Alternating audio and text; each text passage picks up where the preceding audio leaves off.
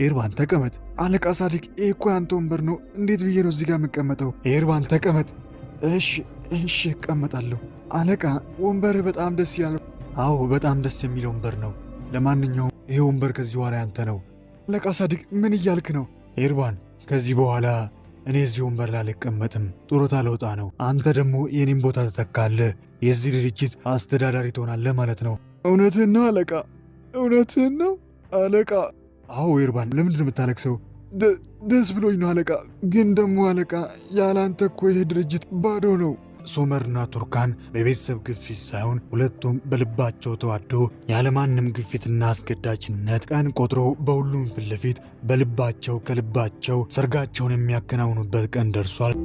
ሙሽሪትና ሙሽራ አምሮባቸው ንጉሥና ንግሥት መስለው ሲመጡ ታዳሚው ጥሪ የተደረገላቸው ሰዎች በጠቅላላ